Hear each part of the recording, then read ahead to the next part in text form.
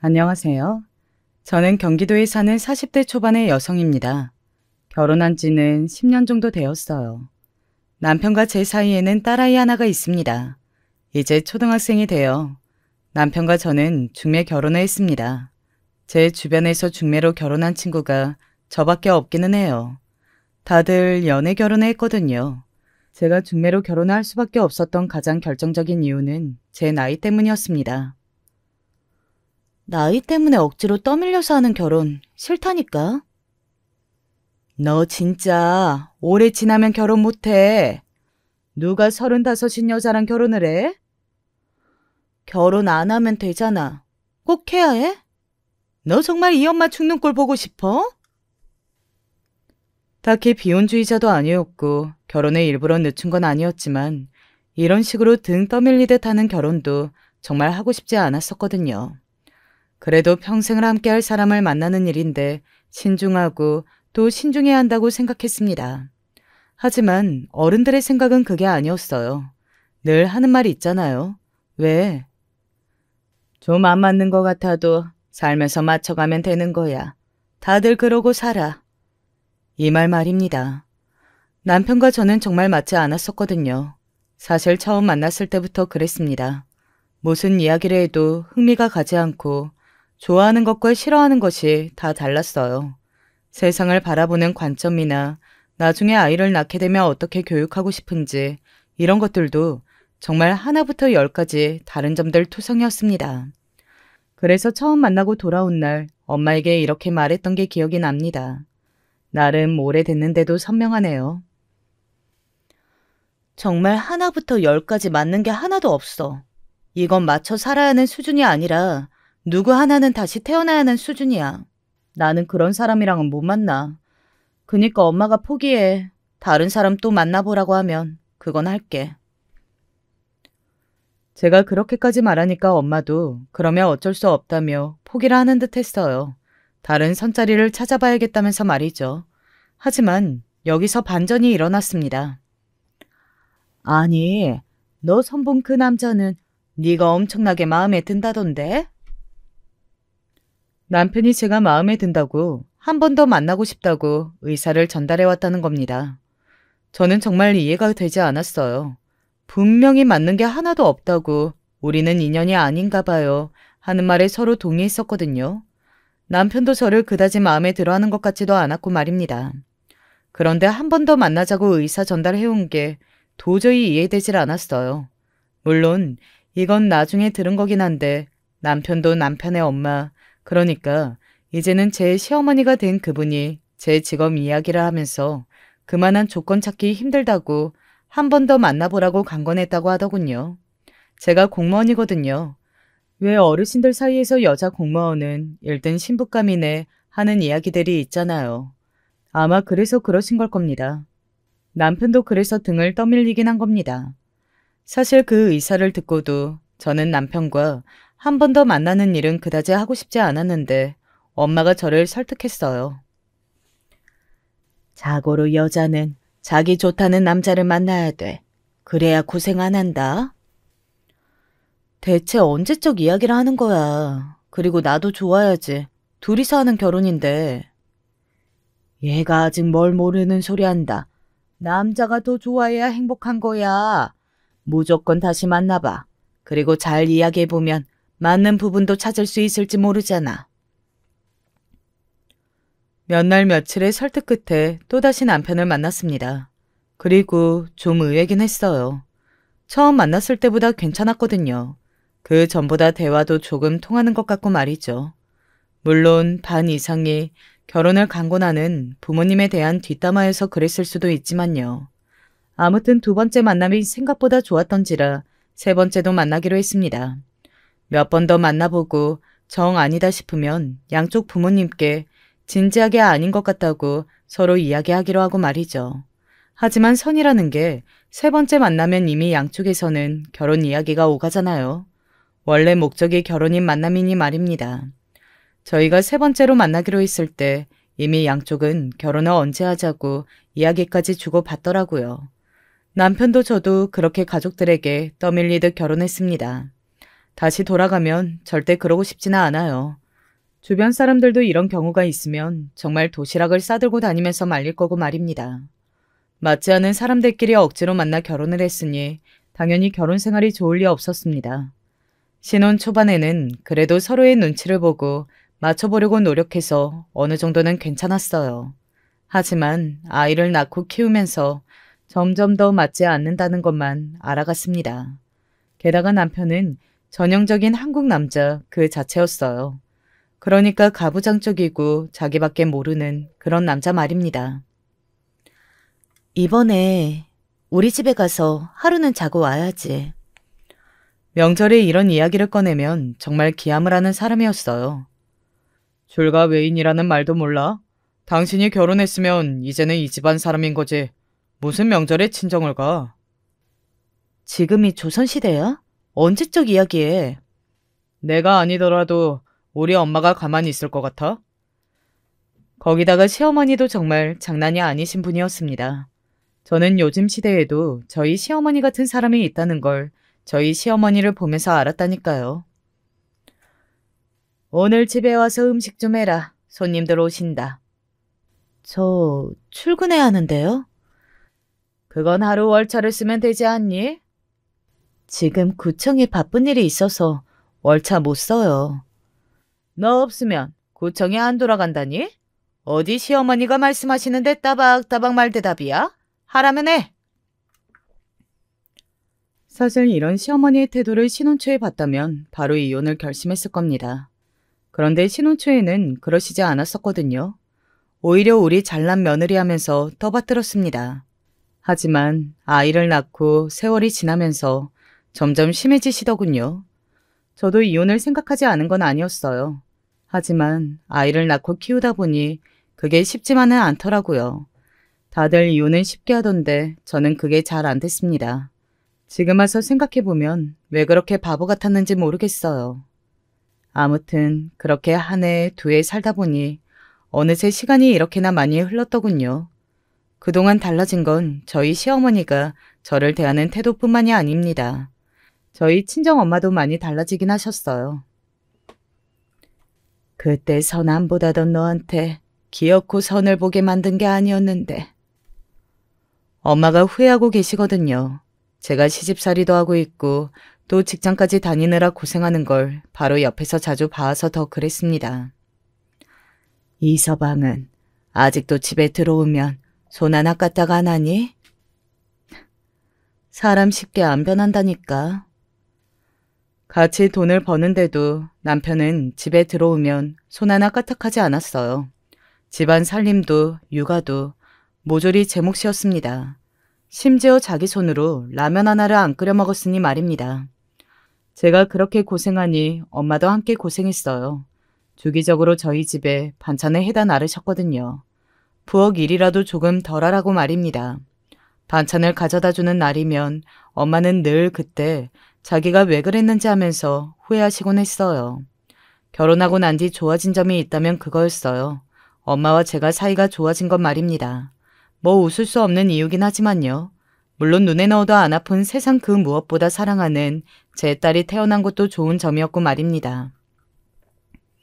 아, 그것도 시어머니가 저를 구박하는 이유 중에 하나였어요. 다 늙어 결혼해서 애를 하나밖에 못 낳을 거면 그게 아들이었어야지. 왜 딸을 낳아서는. 하나 있는 손주가 딸인 걸 무척이나 마음에 들어 하시지 않으셨거든요. 그건 남편도 마찬가지였고 말입니다. 아까 말했듯 가부장적인 한국 남자였으니까요. 아들이었으면 더 좋긴 했을 텐데. 애 듣는다고. 그런 말 집에서 하지 말랬지.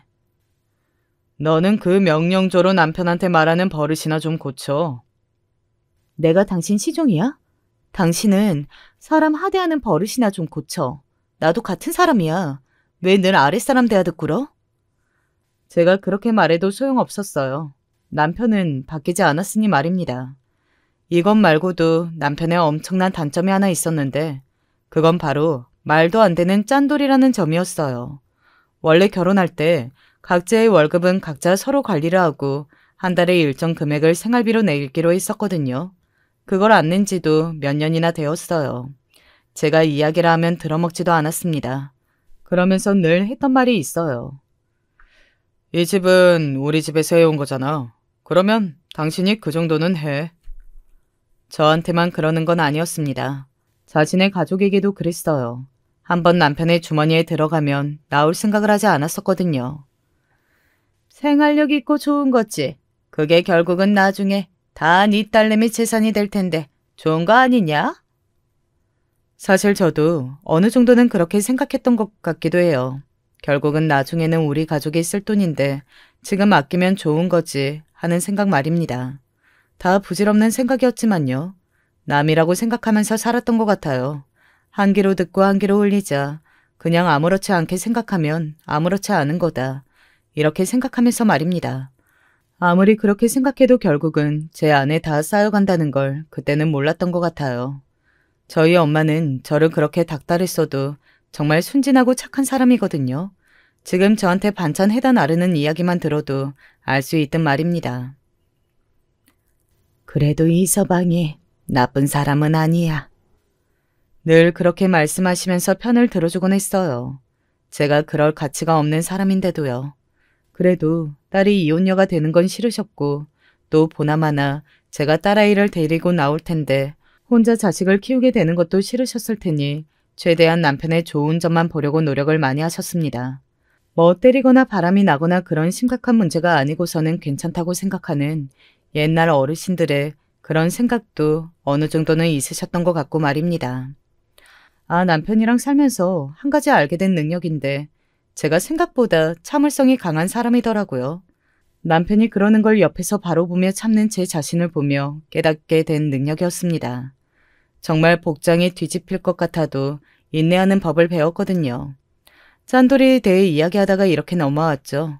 아무튼 남편이 얼마나 짠돌이었냐면 제 생일이나 딸아이의 생일은 물론이거니와 자기 부모님의 생일도 거의 챙기지 않았어요. 그냥 밥 한 끼 대접하는 게 다였습니다. 물론 그것도 제 돈으로 말이죠.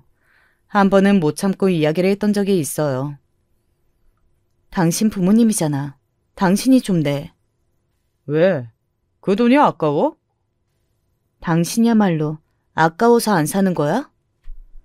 제가 그렇게 말하니 입을 꾹 다물더군요. 보통 그러면 더 이상 말 나오는 게 싫어서라도 자기가 사겠다고 하잖아요. 그런데 남편은 그러면 생신을 챙기지 말자로 결론을 내더군요. 진짜 엄청난 사람이죠. 사람 된 도리로 어떻게 시부모님 생신을 안 챙길 수가 있겠어요. 저의 이런 성격을 알고 하는 말이 분명하긴 했지만 결국은 늘 제가 챙겼습니다. 당연히 장인어른, 장모님 생일을 안 챙겼죠. 자기 부모님도 안 챙기는데 아내의 부모님 생신을 챙길 리 있겠어요. 당연히 매해 챙기지 않았습니다. 사실 그걸로 속이 썩었던 적이 참 많아요. 저희 부모님이나 형제들 보기엔 나쁘끄러웠던 적도 참 많았습니다.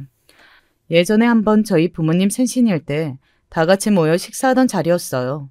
누가 봐도 굉장히 비싼 고깃집이었거든요. 그날은 남동생이 취직 축하 겸 엄마 생신이라 본인이 밥을 산다고 했던 날이었습니다. 물론 처음에는 남편은 몰랐어요. 남편이 너무 깨작깨작 먹는 겁니다. 그것도 굉장히 불편한 얼굴로 말이죠. 그래서 제가 물었어요. 당신 어디 아파? 어? 아니. 그런데 왜 그렇게 못 먹어? 아니, 그냥 속이 좀 안 좋네. 그렇게 이야기하며 밥을 제대로 먹지 않더군요. 말은 저렇게 해도 컨디션이 조금 좋지 않거나 회사에서 오나 안 좋은 일이 있겠거니 했습니다. 그렇게 한참을 밥을 먹다가 제가 배를 누르고 추가 주문을 하려던 때였어요. 남편이 갑자기 다급한 손길로 제 손을 꽉 잡는 겁니다. 그래서 제가 남편을 보며 왜 그러냐는 듯 바라봤어요. 왜? 뭐 필요한 거 있어? 그렇게 말하는 저를 보고 한숨을 한번 푹 쉬더니 말하더군요. 여기 1인분에 얼만지 알고 계속 먹는 거야? 음료수 시키려는 건데? 그리고 나도 눈치가 있지. 이제 막 취직해서 월급 2번 받은 애가 산다는데 이 비싼 걸 어떻게 많이 먹어? 제 그 말에 남편이 잠시 뭔가 생각하는 듯 멈췄습니다. 그리고는 물었어요. 이거 처남이 사는 거야? 내가 말 안 했어? 아이, 진작 이야기하지. 남편은 그렇게 이야기하고는 배를 눌러 고기를 시키더군요. 그 모습을 가만히 보고 있던 여동생이 어이가 없다는 듯 헛웃음을 지었습니다. 다행히 다른 식구들은 저희가 나누는 대화를 다 듣지 못하는 것 같았고 말이죠. 그러면 여태 깨작거린 게 몸이 안 좋아서 안 좋은 일이 있어서가 아니라 우리가 내야 할 돈이 있을까봐 그러는 거였어? 당연하지. 여기 1인분에 돈이 얼만데? 내 동생 돈은 돈이 아니야? 우리 돈은 아니잖아. 뻔뻔한 얼굴로 그러고 앉아 고기를 굽는 남편의 얼굴을 정말 한 대 치고 싶었습니다. 사람이 사람에게 정이 떨어진다는 게 이런 거구나 했던 것 같아요. 그 뒤로는 그 식사 자리에서 남편 입에 뭐가 들어가는 걸 볼 때마다 한 대 때리고 싶은 기분이 들었습니다. 그 이후에는 가족 식사 자리에 되도록 남편을 부르지 않았던 것 같아요. 그런 남편을 알고 있었기에 식구들도 굳이 찾지 않았고 말이죠. 그렇게 하루하루 이혼을 할 것이냐 말 것이냐 고민하고 크게 적게 열받아가면서 세월이 이만큼 흘렀습니다. 살다 보니 또 사라지긴 하더라고요.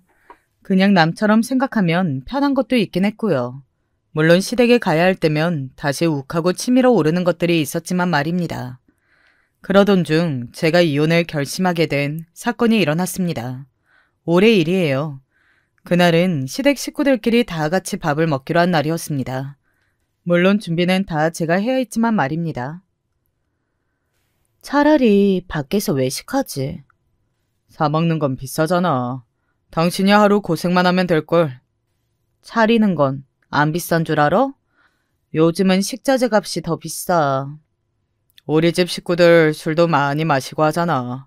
해먹고 집에서 마시는 게 훨씬 싸겠죠. 나도 다 계산해봤어. 남편이 그렇게 말하는 걸 보면 분명 시어머니에게도 제가 가서 요리할 테니 집에서 먹자고 한 것 같더군요. 정말 또다시 열이 확 올랐습니다. 당신이 내가 가서 요리한다고 한 거야, 그럼? 아니, 고기가 드시고 싶으시다는데 집에서 LA 갈비 같은 거 사다가 구워 먹으면 더 싸니까 그런 거지. 그거 다 누가 굽고 누가 요리하는데? 매일 하는 것도 아니고 그거 하루 힘들다고 이러냐? 아끼는 것도 안 쓰는 것도 정도껏 해야 하고 적당해야지. 뒤로 다들 당신 욕하는 거 알아? 지질이 궁상이라고. 그리고 당신이 돈 안 쓰고 싶으면 당신이 고생해야지. 왜 고생은 나보고 하래? 일당 줄 거야? 내 노동력은 공짜냐고. 보나 마나 식자재도 다 내 돈으로 사라고 할 거 아니야. 나 진짜 못해. 그날 안 가니까 당신이 시댁에 이야기하든 말든 해. 나도 이제 이판 사판이야. 남편은 제 공상이란 말에 욱한 듯 보였지만 제가 너무 확고하게 이야기하니 일단은 달래야겠다 싶었던 모양입니다. 장 보는 데 쓴 비용은 내가 다 줄게. 그리고 당신 고생하는 거 내가 누구보다 잘 알지. 다음부터는 외식하자. 응? 진짜 이번 한 번만. 남편이 먼저 돈을 주겠다고 한 것도 또 다음부터는 외식하자고 한 것도 이번이 처음이긴 했거든요. 물론 남편의 그 말을 다 믿지는 않았습니다. 그의 성격을 너무 잘 아니까요. 남편의 그 짠돌이 기질은 바뀔 수 없다고 생각했거든요. 그런데 정말로 장을 보기 전에 자신의 카드를 주더군요. 그래서 조금 달라지고 있는 건가 싶었습니다. 물론 얼마 이상 쓰지 않았으면 좋겠다고 말을 하긴 했지만 자신의 카드를 준 것 자체가 결혼하고 처음 있는 일이었거든요. 그렇게 장을 봐서 음식을 했어요. 저도 나름 머리를 굴려서 최대한 품이 덜 드는 음식들로 차렸습니다. 하지만 그럴듯해 보이게 말입니다. 그 덕에 시어머니에게도 딱히 불만이 나오지는 않았어요. 앞으로 이렇게 머리를 굴려야겠다고 생각하고 속으로 혼자 뿌듯해하고 있었습니다. 지금 와서 생각해보면 이것도 왜 그렇게 뿌듯해했나 몰라요. 그냥 안 한다고 하면 됐을걸. 이번 어머니 생신은 호텔 뷔페에서 하면 어떨까? 응? 오빠 입에서 외식하자는 말이 다 나와? 게다가 호텔 뷔페? 나도 이제 좀 쓰고 살아야지. 늘 얻어먹거나 이 사람 돈으로 했으니까 이번에는 내가 제대로 한번 쏘보려고. 와, 오빠. 그렇게 하루아침에 바뀌면 안 돼. 큰일 나. 정말 눈이 휘둥그레졌습니다. 남편 입에서 자신이 산다는 말이 나온다뇨. 게다가 호텔 뷔페라니. 그날 시댁 식구들과의 모임을 마치고 집으로 돌아가는 길에 제가 물었습니다. 거기 1인에 얼마 하는지 알아? 찾아봤어. 한 15만 원쯤 하던데. 우리 식구들 다 가면 거의 100만 원이야. 에이, 100만 원이 뭐 그렇게 큰 돈인가. 어머니 생신에 그 정도는 쓸 수도 있지 뭐. 제가 입을 떡 벌렸습니다. 남편의 입에서 그런 말이 나올 거라고는 상상조차 해본 적이 없었거든요. 자기 지갑에서 나오는 건 1,000원 한 장 정도 그냥 안 쓰는 양반이 말이죠. 제가 계속 믿기지 않는다는 얼굴로 바라보고 있자 남편이 웃으며 말하더군요. 어머니 생신 지나면 장모님 생신이잖아. 그때도 내가 밥 살게. 솔직히 뭘 잘못 먹었나? 아니면 뭐 잘못한 게 있나? 그런 생각만 했던 것 같아요. 그렇지 않고서야 사람이 이렇게까지 하루아침에 바뀔 리 없으니까 말입니다. 친구들에게 이야기했더니 나이가 들고 유하게 바뀌는 사람들도 더러 있다고들 하더군요. 네 남편도 그러는 거 아니냐고 긍정적으로 생각하라고요. 그리고 네 남편 간이 작아서 어디서 사고도 못 쳐. 그니까 바람도 못 피울걸. 애인한테 돈 쓰는 게 아까워서. 농담이지만 다들 일리가 있는 말에 웃어 넘겼던 것 같아요. 그리고 얼마 지나지 않아 시어머니의 생신이 다가왔습니다. 오랜만에 좋은 식당에 가는 거라 옷도 잘 차려입고 용돈으로 빼놓은 돈도 봉투에 넣어서 출발했어요. 아이고, 아들 덕에 호강하네 호강해. 이런 식당에 다 와보고. 이제 이런 곳에 자주 모실게요. 어머니, 이거 많지는 않지만 용돈으로 쓰세요. 제가 봉투를 드렸습니다. 냉큼 받아든 시어머니가 안의 금액을 바로 확인하고는 떨떠름한 표정을 지었어요. 그리고 뭔가 이상한 말을 하시더군요. 이럴 거면 그냥 그 전에 어머니. 시어머니의 그 말을 남편이 바로 막아 세우더군요. 저는 무슨 말을 하는지 도통 알 수가 없어 그 두 사람을 빤히 봤습니다. 시어머니가 헛기침을 했어요. 아 그래, 잘 쓰마. 고맙다.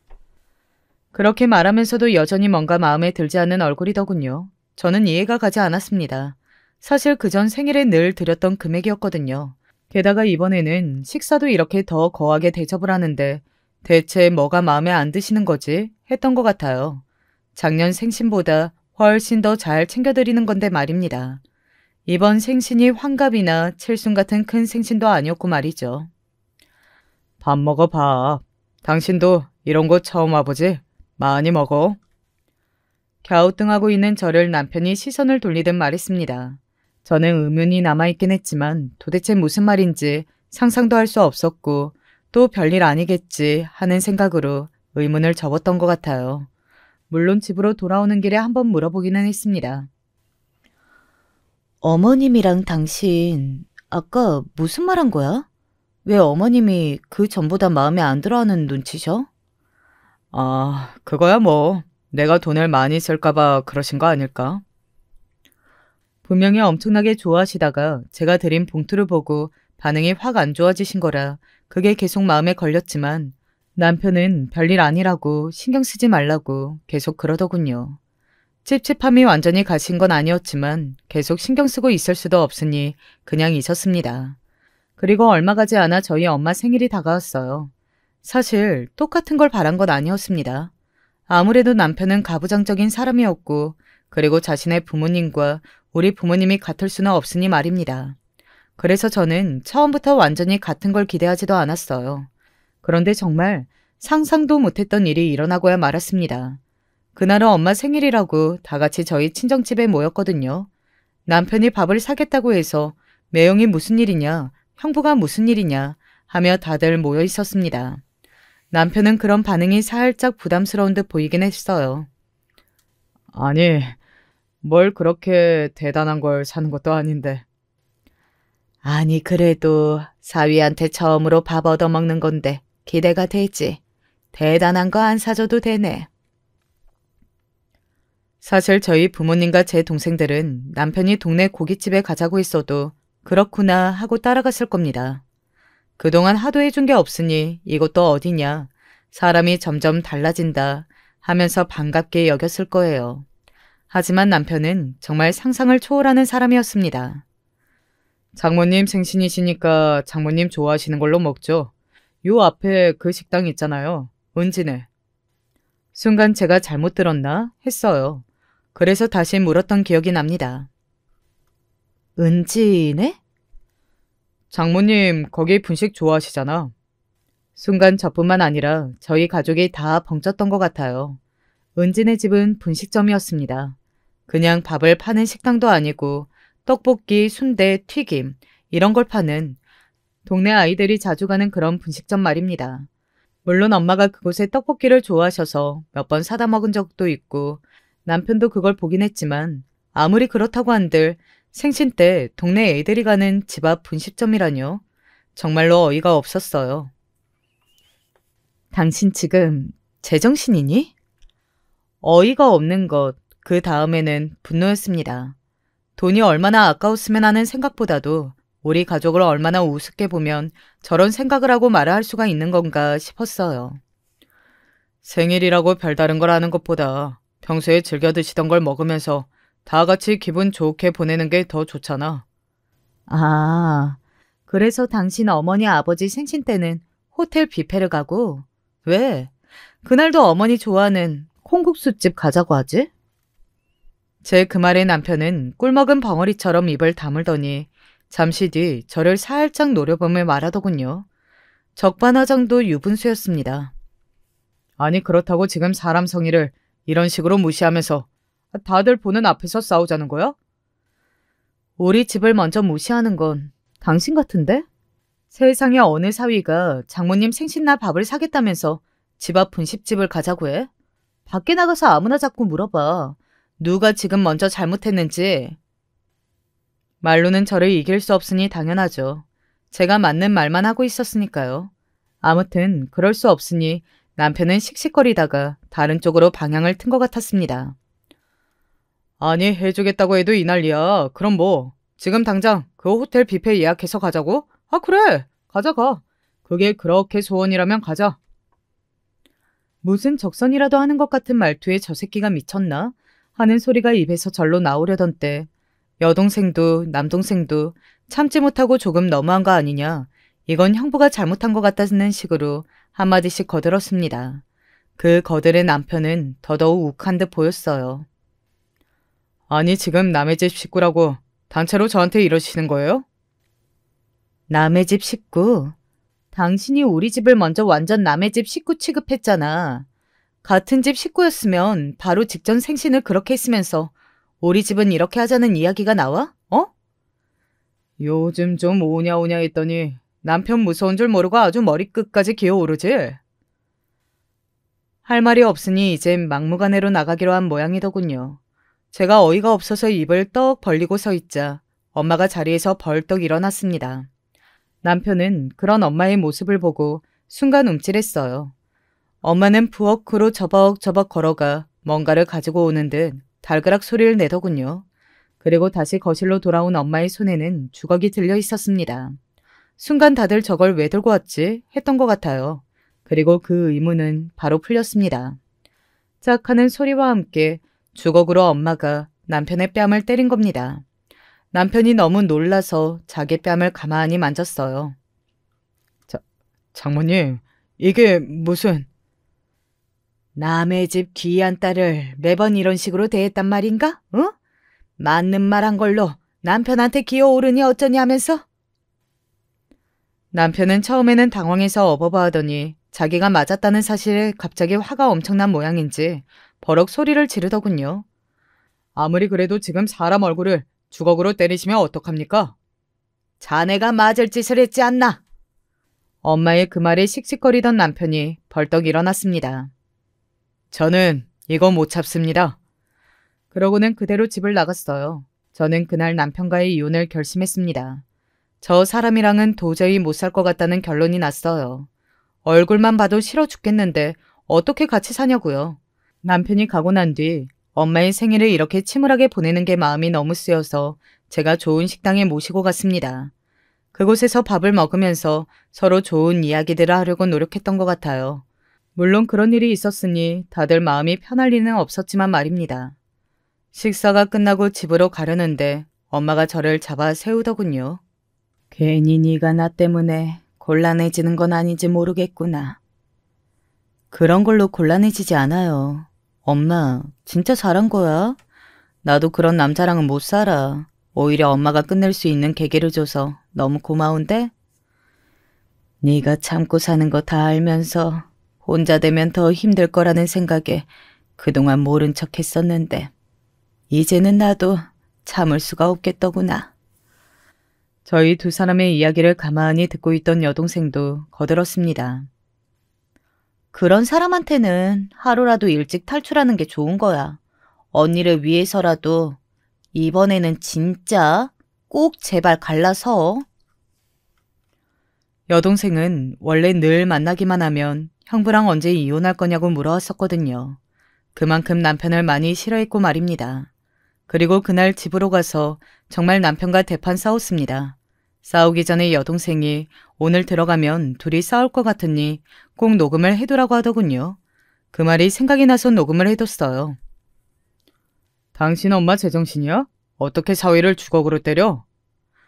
나는 뭐 안 맞아봤는지 아니? 너희 엄마가 나한테 숟가락 던지고 무 던지고 그런 적이 어디 한두 번인 줄 알아? 그거랑 이거랑 같아? 뭐가 다른데?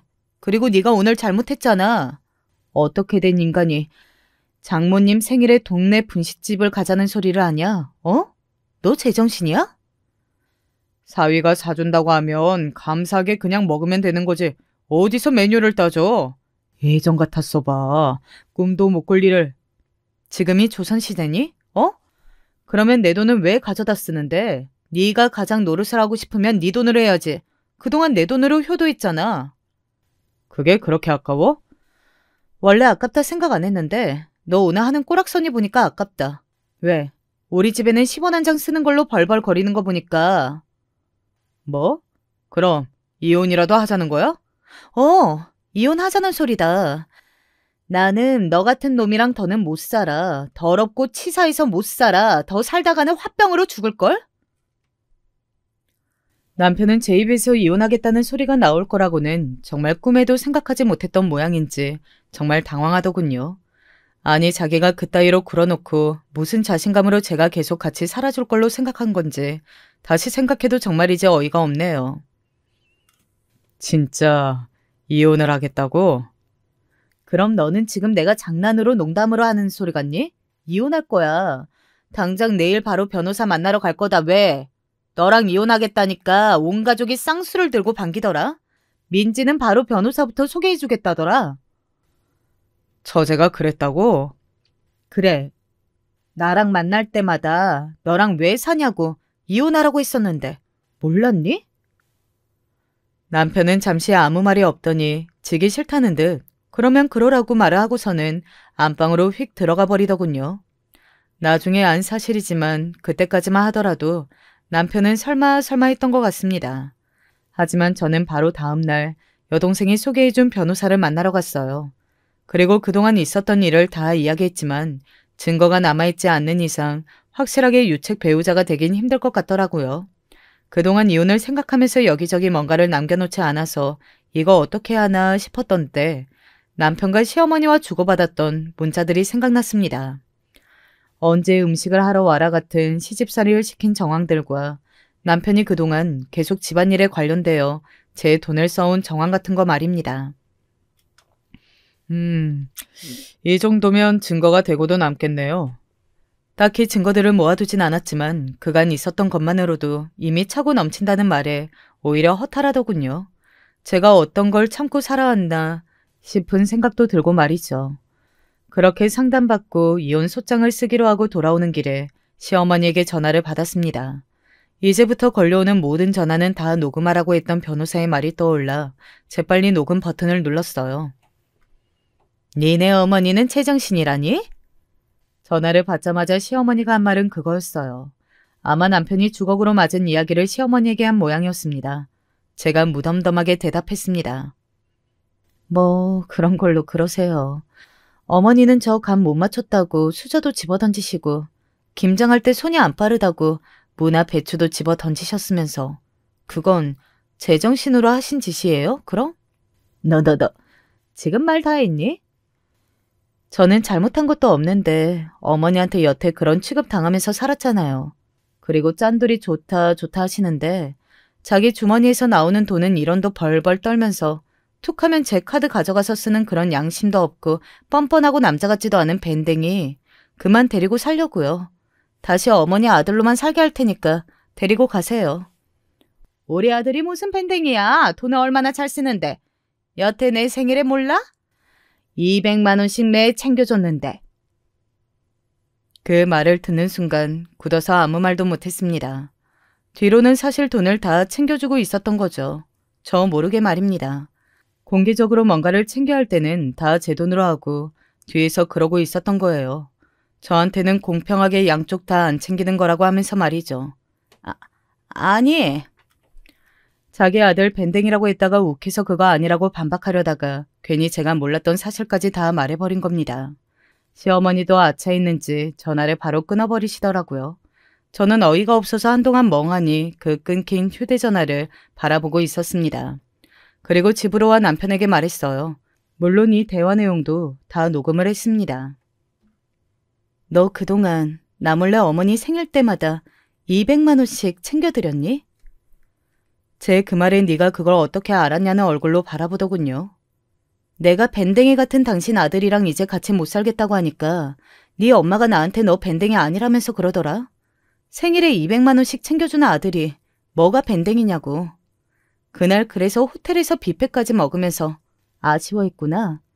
200만 원씩 챙겨주던 거 못 받아서. 맞지? 이제야 그 모든 의문이 다 풀리는 듯 했습니다.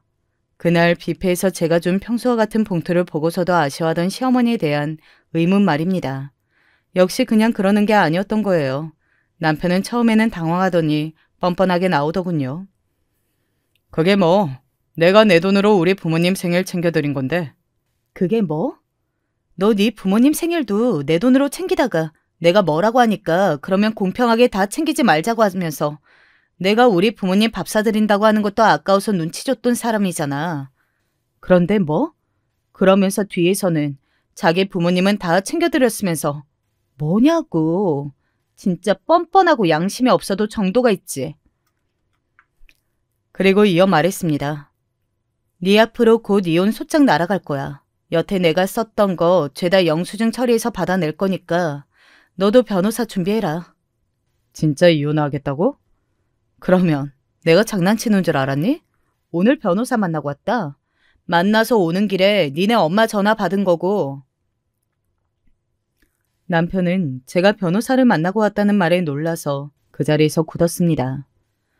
네 얼굴만 봐도 짜증이 나고 한 대 쥐어 패버리고 싶은 걸 죽을 힘을 다해서 참고 있는 거야.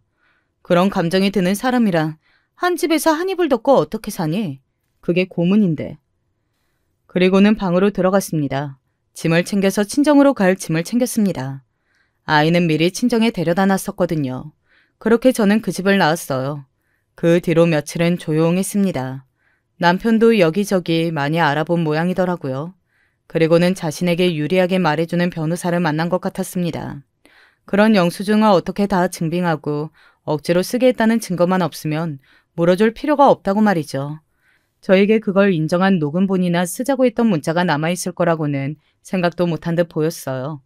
며칠 뒤에 찾아와서는 당당한 어조로 이렇게 말하더군요. 증거 있어?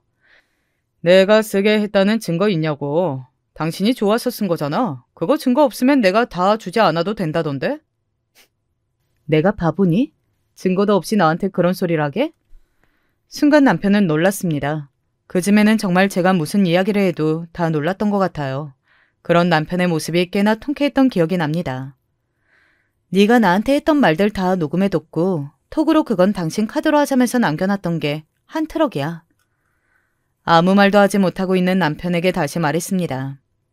괜히 변호사비까지 날리지 말고 합의하고 싶으면 찾아와. 네가 그렇게 벌벌 떠는 돈 한 푼이라도 덜 잃고 싶으면 남편은 그 이후로 많은 곳에 물어보러 다니면서 자문한 듯 싶었습니다. 그리고 결론은 저랑 합의하는 게 돈을 제일 아낄 수 있는 거라고 낸 것 같았고요. 늘 그렇듯 돈이 세상에서 제일 중요한 사람이었던지라 자존심을 세우는 것보다 그쪽을 택했어요. 그리고 저도 빨리 해결하고 싶었기 때문에 받아야 할 돈보다 적게 받겠다고 했고 말이죠. 시끄럽게 이런저런 이야기가 오고 가고 골치 아파지는 게 더 싫었습니다. 그리고 말하지 않아도 이 모든 걸 간접적으로라도 느끼고 있을 아이를 생각하면 더더욱 그랬고 말이죠. 그렇게 저와 남편은 이혼했습니다. 남편은 변호사를 따로 선임하지는 않았어요. 아마 그 비용마저 아까워서였겠죠. 물론 도장을 찍기 전에 몇 번이나 저를 설득하려고 했습니다. 꼭 진짜로 이렇게 이혼까지 해야겠어? 아, 뭘 이렇게까지 하니?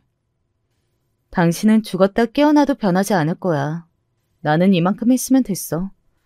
저는 그렇게 남편과 이혼했습니다. 그간 제가 썼던 돈들도 다 정산하지는 못했지만 그래도 반 이상은 돌려받았던 것 같아요. 그나마 다행인 일이긴 하죠. 시어머니는 딱 한 번 연락해 온 적이 있긴 합니다. 사과하거나 지난날에 대해 용서를 빌거나 뭐 그런 건 절대 아니었고요. 두고 보자는 이야기하려고 연락을 한 거였지만 말이죠. 네가 우리 아들이랑 그렇게 갈라서서 잘 살 것 같으냐? 세상에 우리 아들 같은 사람이 또 어딨다고. 나중에 울며 불며 바짓가랑이 잡아도 소용없다. 그리고 너보다 100배는 잘난 여자랑 재혼시킬 거니까 그런 줄 알고. 그러시라고 했습니다. 어머님 마음에 꼭 차는 며느리 보라고 말이죠. 그리고 실제로 얼마 되지 않아 남편은 또다시 선을 보고 결혼을 하는 듯 했어요. 소식을 딱 끊고 살았었는데 어느 날 만나자고 연락이 온 겁니다. 나 결혼해. 그렇게 말하는 남편에게 무덤덤하게 대답했어요. 그래, 축하해. 이번에는 잘 살아봐. 아무렇지도 않아? 내가 무슨 감정을 느껴야 하는데? 설마 뭐 아쉽다, 후회한다 그런 소리 들으려 온 거야? 저는 정말 아무렇지도 않았거든요. 남편은 그게 나름의 복수라고 생각했던 모양이었습니다. 저는 진짜 남편이 어떻게 살든 말든 관심도 없고 저와 딸아이 앞길만 막지 않으면 다 괜찮았는데 말이죠. 남편은 저에게 청첩장을 줬고 저는 설마 여기로 오라고 주는 건가 싶었지만 약 올리려고 주는 것 같아서 그냥 받아들였어요. 그리고 결혼식장에는 가지 않고 추기만 했습니다. 여동생은 그걸 뭐하러 주냐 했지만 그래도 그냥 했어요. 정말 아무렇지 않게 생각하는 걸 보여주고 싶기도 했고 말입니다. 시어머니는 의기양양했을 겁니다. 듣기로는 꽤 괜찮은 회사에 다니는 여자분이라고 들었거든요.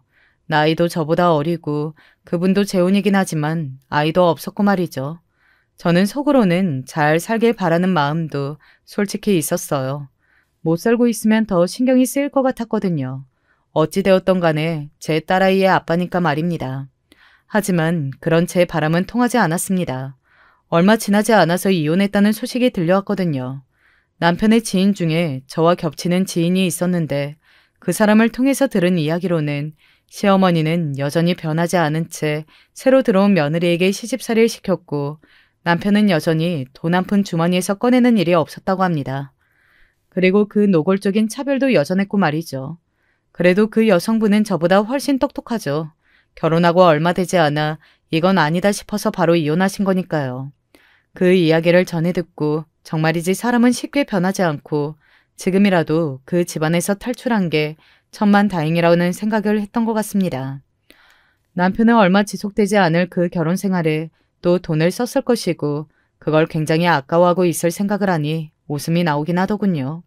헛웃음이지만요.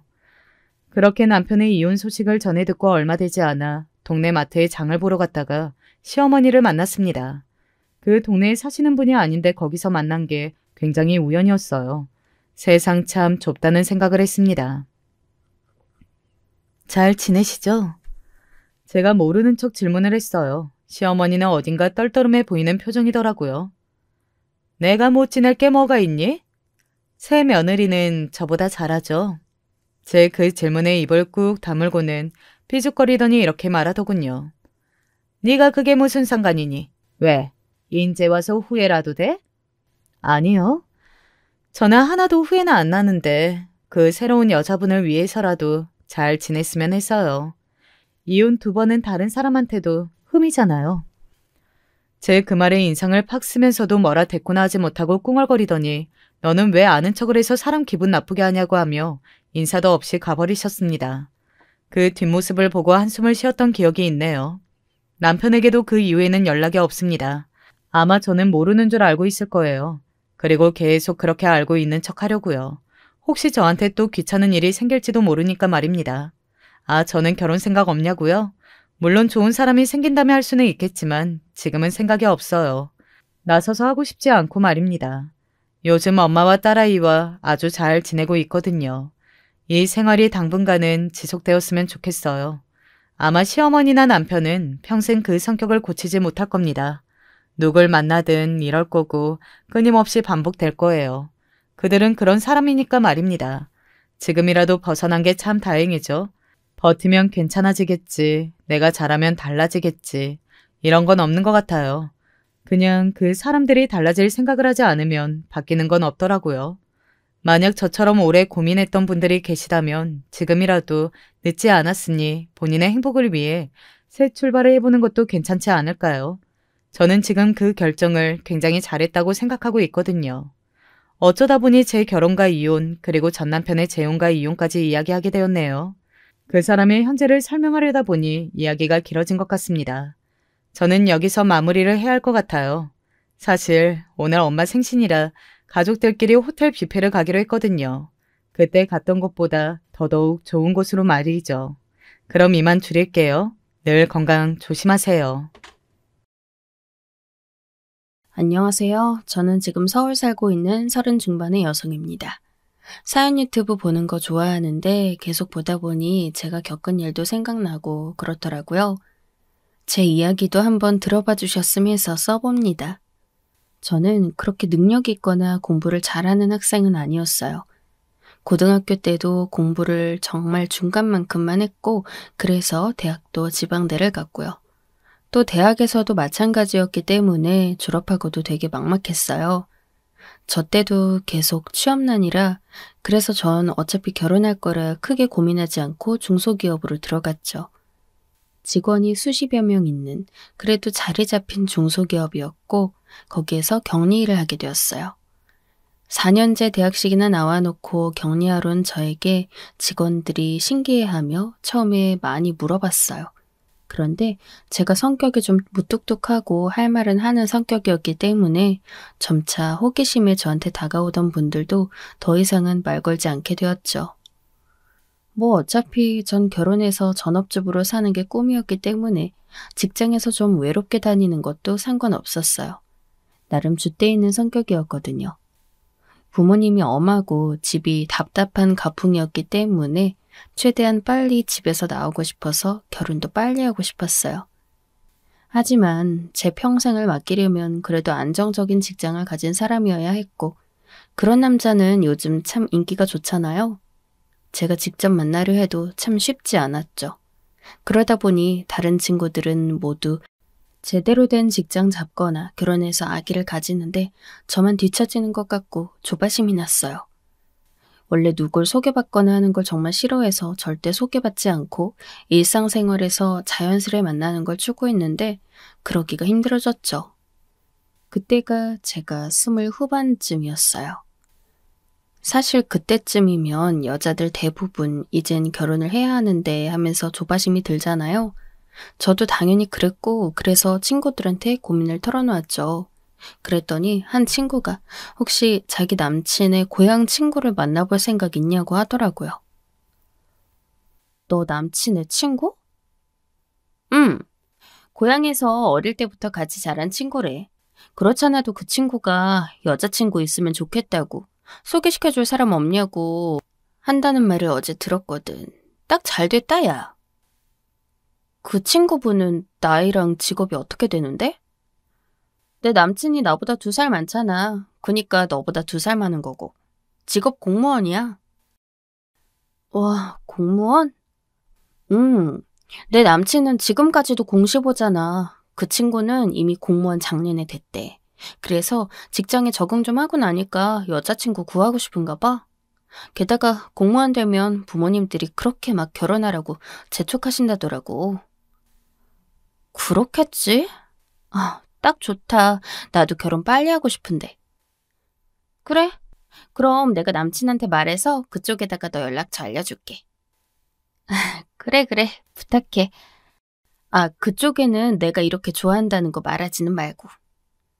당연하지. 여자는 좀 비싸 보여야 하는 거야, 아무렴. 친구는 웃으면서 남친한테 연락했어요. 나이는 2살 위, 공무원 된 지는 1년, 딱 좋은 조건이었죠. 다른 건 몰랐지만 일단 만나본 다음에 알아봐도 나쁘지 않았으니까요. 그리고 바로 그 다음 달에 약속이 잡혀서 만나게 되었어요. 나이가 있었으니 주선자는 안 끼고 그냥 우리끼리 연락해서 약속 잡고 만난 자리였죠. 저쪽에서 걸어오는데 남자는 외모가 그리 나쁘지 않았어요. 무엇보다 체격이 좋은 편이었죠. 얼굴은 뭐 그럭저럭이긴 했지만요.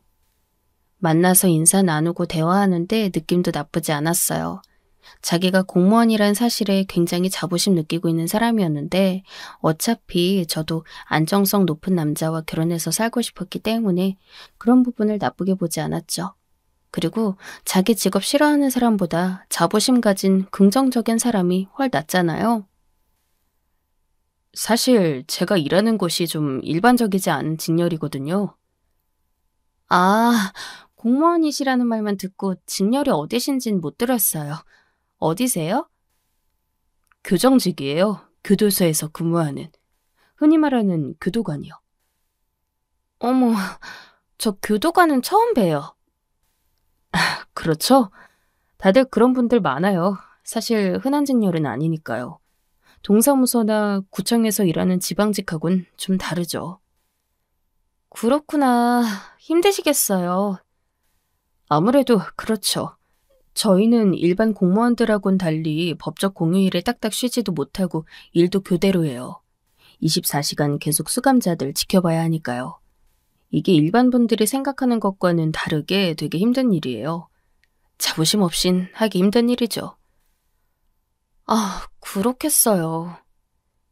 그래도 지금 휴가 낸 상태라 제가 나을 수 있었는데 평상시엔 나가기도 좀 힘들어요. 아시겠지만 교도소는 좀 교통 불편한 곳에 많이 있는데 교대제니까 시간 맞춰 딱 외출하기가 힘들거든요. 저는 신기해서 고개를 끄덕였어요.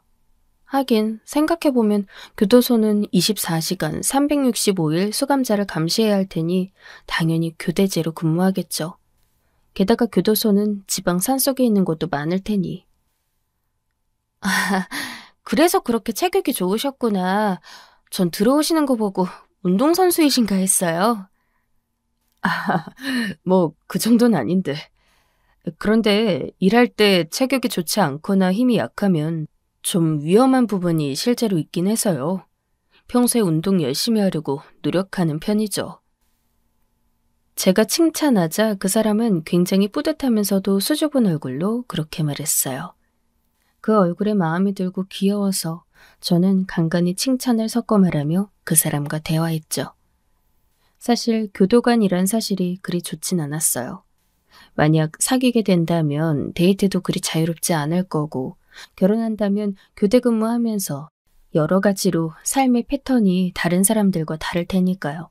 하지만 사람 자체가 좀 귀여워 보이기 시작했어요. 제가 좋아하는 스타일에 남자다우면서도 순수한 데가 있는 타입이었죠.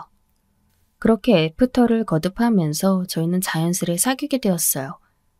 남자친구는 제가 날씬하고 무심해 보이는 게 좋았다 하더군요.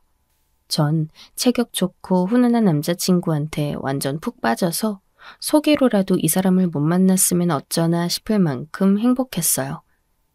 그런데 문제는 이 사람과 데이트하기가 참 힘들다는 거였죠. 교도소에서 근무하니 당연한 거였지만 사실 근무할 때는 아예 핸드폰조차 갖고 들어가지 못하는 게 규칙이더라고요. 뭐 수감자들이 워낙 흉흉한 사람들이 많다 보니 항상 긴장한 채로 지켜봐야 하고 기싸움을 해야 해서 무척 피곤하다고 했어요. 다행히 제가 지금은 서울 살지만 그 당시엔 가까운 지방이었기 때문에 차를 타고 1시간 정도만 가면 남자친구가 일하는 곳에 갈 수 있었어요. 남자친구는 집도 교도소 근방에 잡아두고 있었기 때문에 주로 그 근처에서 데이트하곤 했답니다. 사실 너무 깡촌이고 아무것도 없는 동네라 데이트라고 할 것도 없었죠. 하지만 번화한 곳으로 나가긴 시간도 아깝고 남자친구도 예쁜 카페나 식당 같은 곳에 별다른 관심이 없어서 그냥 집에서 데이트를 하곤 했어요. 사실 교도관의 근무 환경이 그리 좋지 않더군요. 전 공무원 중에도 그렇게나 힘들게 일하는 직렬이 있는 줄 몰랐어요. 4교대로 근무한다 하는데 심지어 운 나쁘게 걸리면 한 달에 하루 쉴 때도 있다더라고요. 그런 때는 제가 아무리 애 같아도 데이트할 시간 자체가 나지 않아서 아예 얼굴도 보지 못했죠. 아, 오빠하고 이렇게 데이트하기가 힘들어서야. 내 남자친구란 생각도 안 들어. 제가 불평을 하니까 남자친구가 그러더군요. 그래서 사실 교도관끼리 결혼하면 주말 부부가 많아. 아니, 주말 부부가 아니라 거의 한 달 부부라고 해야 말이 맞겠다. 교도관들끼린 서로 사정을 이해하는데 교도소끼리 서로 멀리 떨어져 있기도 하고 교대제가 스케줄이 딱 맞는 게 거의 불가능하니까. 진짜 힘드시겠네. 그렇지. 그래서 난 같은 교도관하고는 결혼 안 하려고 소개받아 만난 거야. 그래서 자기 만나서 난 좋아 지금. 아유, 그러셔요? 자긴 안 좋아? 나도 좋아. 좋으니까 이런 데도 만나고 있지. 그럼 우리 결혼할래? 남자친구가 그냥 평범한 대화하는 것처럼 그렇게 말했어요. 전 잠깐 멍해졌죠. 마음 같아선 그냥 그 자리에서 오케이 하고 싶지만 사실 남자친구와의 결혼에는 좀 고민해야 할 부분이 많았어요. 사실 돈 문제는 아니었고요. 저도 벌어먹고 살 수 있지만 그냥 안정적인 사람과 결혼하고 싶은 것뿐이었어요. 그런데 남자친구 근무 환경이라든가 이런 것들이 제대로 된 가정생활을 할 수 있을까 싶은 정도였기 때문에 고민이 됐죠. 제가 고민을 하고 있자 남자친구는 픽 웃으면서 그러더군요. 튕기지 마. 요즘 공무원이 얼마나 귀한 신랑감인지 알지? 그리고 자기 나 좋아하잖아. 그건 그런데 너무 시간이 모자란 남자친구란 말이야. 그건 어쩔 수 없지. 자기가 감수해야 할 부분이지. 자기 친구만 해도 지금 공식 못 붙은 남자와 만나면서 데이트 비용 다 대고 있잖아. 우린 시간만 없지 그런 건 문제 없으니까. 남자친구 말이 맞기도 했어요. 우리를 소개해준 친구의 남자친구. 그러니까 남자친구의 친구인 그 사람은 여전히 공무원 시험에 합격하지 못해 난감해하고 있더군요. 그 사람은 서울 지방직으로 시험 보고 있는데 너무 커트라인이 높다고 힘들다고 한다고 친구가 얼마 전 저한테 고민 상담을 하기도 했어요. 이러다 정말 공시에서 떨어지면 나중에 남자친구와 헤어져야 하나 고민된다고요.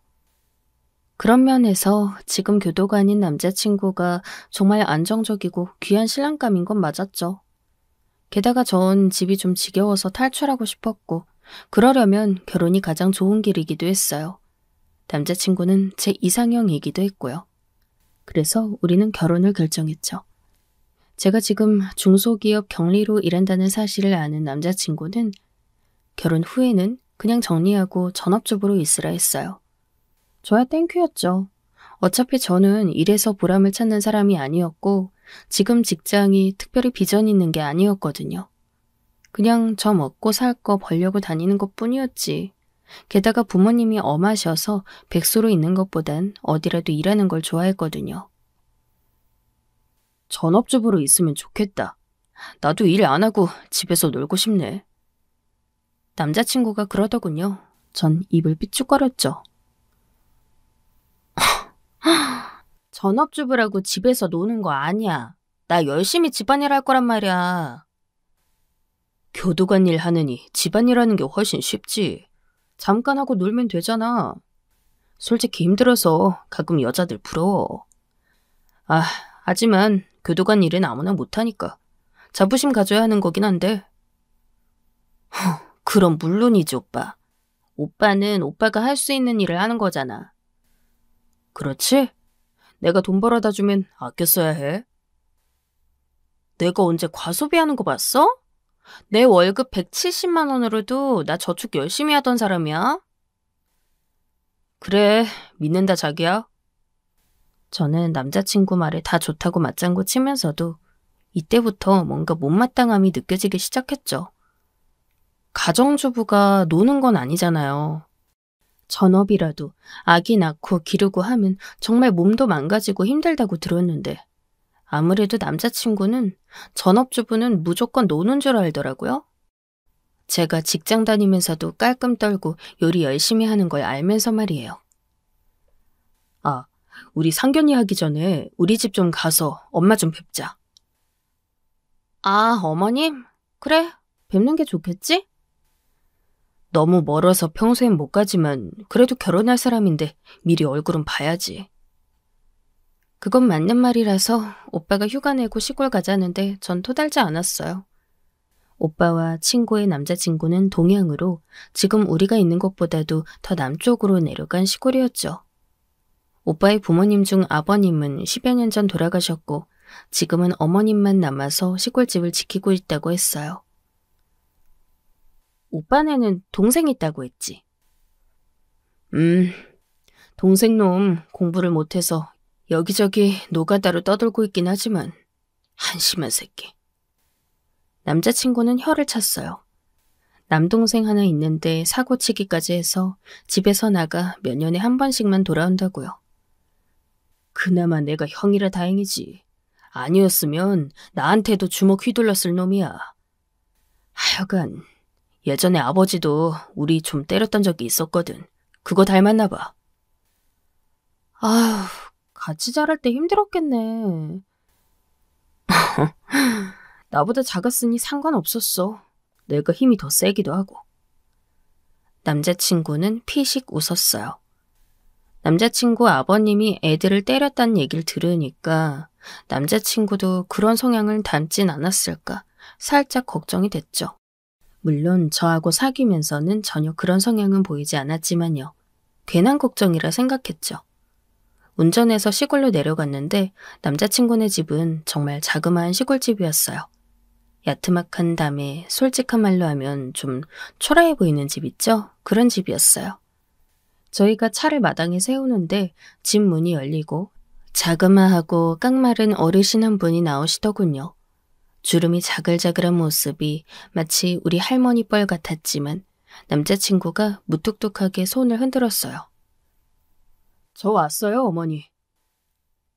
아이고, 우리 장남 왔구나. 예비 시어머니였던 거예요.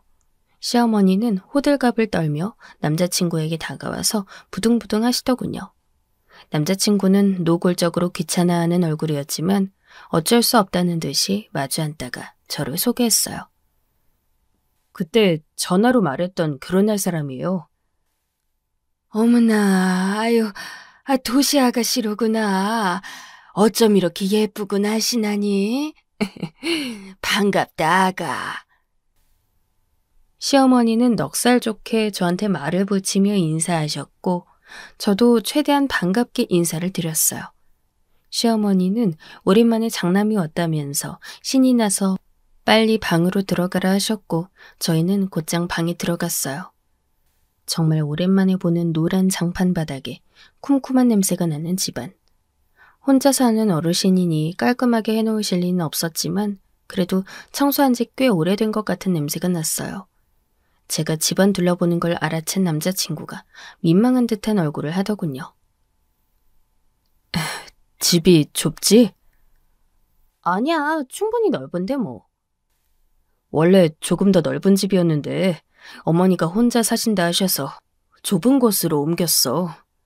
동생이 사고 친 거 돈도 갚아줘야 했고 해서 다 팔고 여기로 옮긴 거거든. 아, 그랬구나. 어머니도 그렇고 동생도 그렇고 좀 꽉 막혀서 말이야. 보다시피 워낙 촌이고 해서 좀 답답하게 살았지. 그러게. 어렸을 땐 특히나 좀 그렇긴 했겠다. 그래도 이런 데서 공무원까지 됐으니 나름 개천용이지, 안 그래? 진짜 그러네, 오빠. 오빠가 자부심 가질만 하다.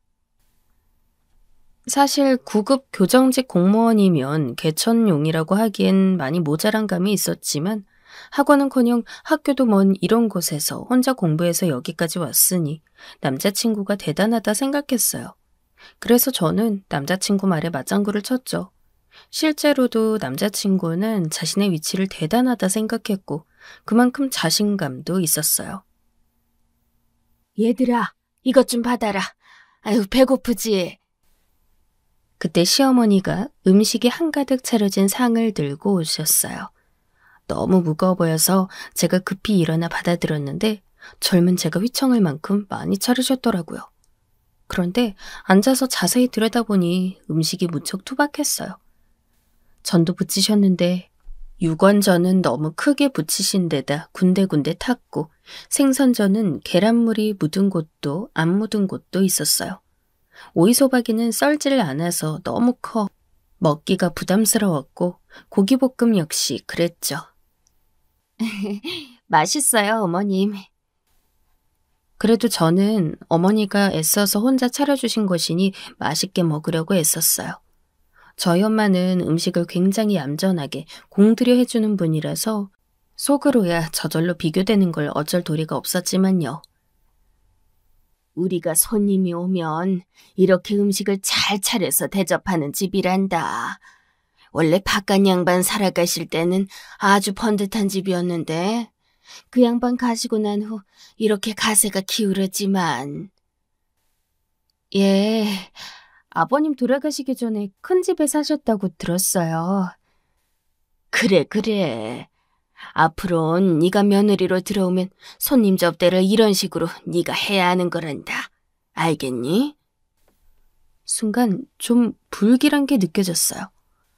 아니, 오늘 처음 보고 처음 밥 먹은 며느리한테 앞으로 손님 대접 음식을 네가 하라니 말씀이 너무 앞서 나가시는 것 같았죠. 하지만 좋은 게 좋은 거니까 전 그냥 웃으면서 고개만 끄덕였죠. 시어머니도 만족스러운 얼굴로 제 앞에 오징어 볶음을 밀어주셨어요. 하지만 오징어 볶음은 너무 맵기만 하고 그렇게 고춧가루를 넣었는데도 비린내가 나서 못 먹겠더군요. 저는 대충 입에 넣고 씹는 척만 하고 그냥 꿀떡 넘겼어요. 그런데 옆에서 남자친구는 너무 잘 먹더군요. 어쩐 일로 이렇게 음식을 많이 했어요, 어머니? 남으면 어쩌려고? 얘는 손님 오시면 내가 항상 이렇게 해드렸잖니.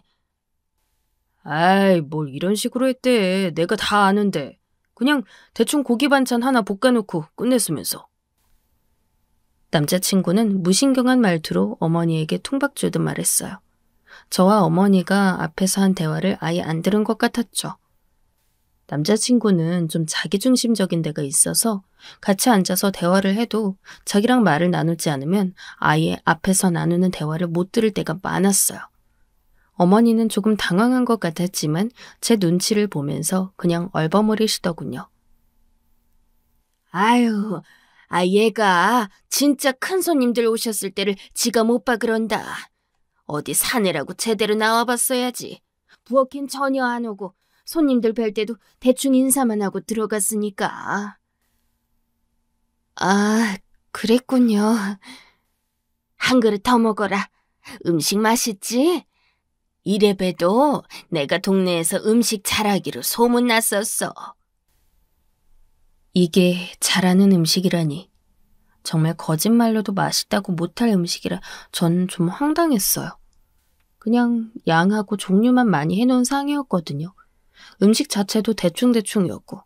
하지만 그런 티를 낼 수 없으니 저는 그냥 웃으면서 고개를 젓고 먹지 않겠다고 했어요. 남자친구는 꾸역꾸역 2그릇이나 다 먹어 치우더군요. 상은 제가 들고 나가서 전부 설거지했어요. 그나마 다행히 싱크대는 되어 있어서 앉은 채로 마당에서 설거지하는 불상사는 피할 수 있었죠. 추워지는 시기라 유난히 차가운 물로 설거지를 하려니 손이 깨져나가는 것 같았어요. 너무 차가워서 따뜻한 물을 틀려고 했더니 시어머니가 화들짝 놀라면서 하지 말라고 하셨어요.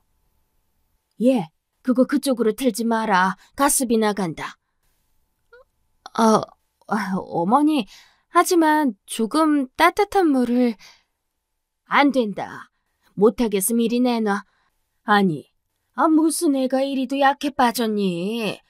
도시 아가씨라고 이 정도 차가운 물도 못 견디겠어? 아니에요, 어머님. 그냥 제가 할게요. 결국 차가운 물에 제가 설거지를 전부 다 하고 상을 치웠어요. 그러는 동안 희한하게도 시어머니는 전혀 안 도와주고 그냥 뒤에 앉아서 보고 계시더군요. 손가락으로 반찬통은 저기 있다, 이건 여기 있다 말만 하시고요. 그러더니 저에게 그러시는 거예요. 이제 너 우리 아들하고 결혼하면 자주 우리 집 와서 음식도 하고 치우기도 해야 하고 하니까 알려주는 거다. 한 달에 2번은 올 거 아니니? 네? 순간 귀가 의심됐어요. 아니, 저희도 지방이었지만 여긴 차로 달려서 3시간을 편도로 와야 하는 곳이었어요. 왕복으로 6시간인데 가뜩이나 쉬는 날 적은 교도가 아닌 남자친구와 살면서 여길 자주 오가라뇨.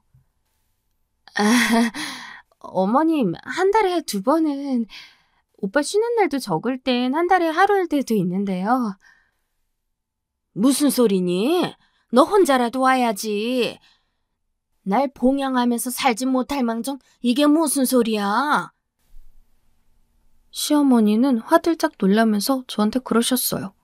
저는 말문이 막혀 어안이 벙벙할 따름이었죠. 어물어물 알았다고 하고 방으로 들어오는데 머리가 복잡해졌어요. 시어머니는 과일도 가지고 들어와 저한테 깎으라고 내미셨죠. 식혜를 한 잔씩 따라 앞에 두고 TV를 켰죠. 이 텔레비전도 얘가 사준 거다. 어쩐지 이 낡은 집에 어울리지 않게 새 것이더군요. 어머니는 너무나 자랑스럽다는 듯 TV를 어루만지다가 남자친구를 바라보았어요. 그 눈에 담긴 자부심과 자신감이 대단해서 저는 정말 시어머니가 자기 아들을 대단하게 생각한다는 사실을 알 수 있었죠. 어려서부터 그리도 공부도 잘하고 열심히 하더니 공무원이 됐지 뭐냐. 아휴, 사실 우리 집에서 학원 가기도 어려웠는데 중학교 들어가서도 고등학교 가서도 계속 공부를 잘했단다. 얼마나 사랑스러운 아들인지 몰라. 그럼요, 어머님. 정말 그렇죠. 요즘 공무원이 얼마나 인기 직업이고 경쟁률이 치열한데요. 그런 직업 가졌으니 대단한 거죠. 저는 시어머니의 비위를 맞추려 열심히 맞장구 쳤어요. 남자친구는 쑥스럽고 부끄러운 것 같았지만 듣기 나쁜 눈치는 아니더군요. 은근히 좋아하는 것 같아 더 귀엽기도 했어요. 어머님이 자기 아들 자랑스러워하고 사랑하는 게 절대 나쁜 일은 아니죠. 실제로 자랑스러워할 만한 아들이기도 했고요. 하지만 문제는 그 다음이었어요. 내 아들이 이렇게 잘나내니 난 사실 며느리도 공무원이나 좀 잘난 애가 들어올 줄 알았거든. 어머니. 아니 왜? 내가 탈 잡으려는 게 아니라 사실이 그렇단 얘기야. 어머니 그만해요. 뭐 사람 앞에서 그런 소리를 굳이 해. 내가 틀린 말 했니? 사실이지 뭘. 중소기업 경리하는 아가씨가 며느리로 들어올 거란 기대는 안 했지 않겠니? 네, 그렇죠, 어머님. 저는 조금 씁쓸하게 대답했어요. 사실 누가 봐도 제 직업은 그리 좋은 편은 아니었고 저도 잘 알았어요. 어머님이 오늘 처음 만난 저에게 저런 말씀하시는 게 솔직히 과하다는 생각은 들었지만 어머님 입장에선 또 속마음 진실되게 꺼내 보이는 거겠거니 싶더군요. 작은 회사에서 여직원이 할 수 있는 일이 뭐가 있겠니? 응? 커피 타고 청소하고 그런 거겠지. 나도 읍내에 살아봐서 옆집 딸이 그런 듯한 녀석 본 적이 있다. 아무리 그래도 공무원하고는 다르지 않겠니? 그렇죠. 진짜. 남자친구는 계속 말하는 어머니가 갑갑하다는 듯 고개를 휙 돌리고 텔레비전 소리만 더 키웠어요. 시어머니는 계속 말씀을 안 멈추셨죠.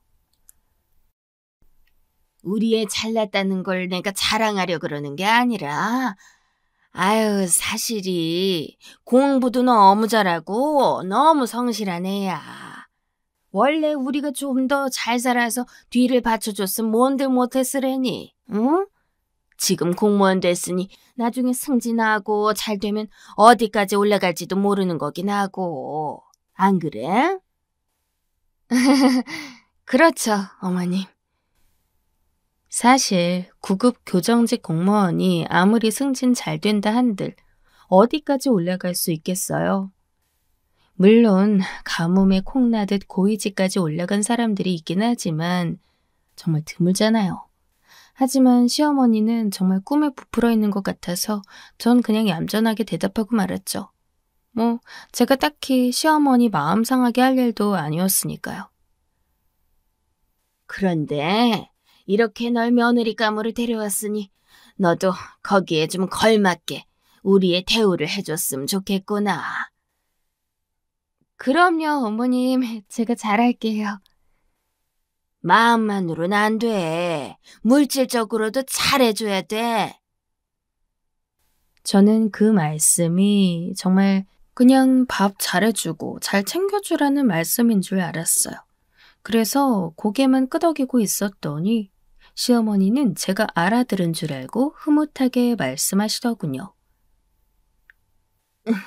그래. 결혼하게 되면 혼수든 예단이든 집이든 다 잘해올 거라 믿는다. 내가 걱정하지 않아도 되겠지? 똑 부러지는 도시 아가씨니까. 네? 집이요? 응, 그래. 집은 어디다 살 거니? 직장 근처? 아니면 도시에? 시어머니 말씀에 전 어처구니가 없었는데 남자친구가 버럭했어요. 아, 어머니, 그걸 뭐 벌써 말하고 그래요. 우리가 알아서 할 테니까 간섭 좀 하지 말아요. 아, 내가 간섭하려는 건 아니고. 도시든 교도소 근방이든 알아서 할 일이에요. 좀 조용히 하세요. TV 소리 안 들려요. 그게 아니라 얘야. 어머니 말소리 때문에 아까부터 계속 텔레비전을 아예 못 보겠잖아. 아휴, 귀찮아 진짜. 남자친구는 정말 짜증스럽게 말했어요. 전 솔직히 좀 놀랐어요. 원래도 남자친구가 좀 자기중심적인 면은 있었지만 그래도 이렇게까지 짜증스레 말하는 건 처음 봤거든요. 어머님은 뭔가 항변을 몇 마디 하시더니 알겠다면서 입을 다물고서 꾸물거리며 바느질거리를 꺼내어 바느질을 시작하셨어요. 솔직히 답답했어요. 시어머니는 아무 말 없이 바느질만 하시고 남자친구는 반쯤 드러누워 텔레비전에 의미 없는 개그 프로나 보고 있고요.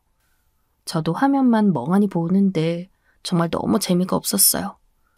그렇게 분위기가 묘하게 불편했던 시댁 방문이 끝났죠. 저는 올라오는 중에도 생각이 많아졌어요.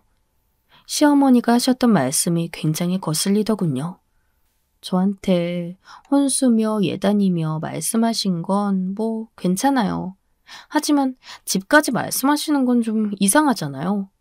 집은 당연히 남자 쪽에 하든가 아니면 돈이 모자라면 저하고 같이 한다면 몰라도요.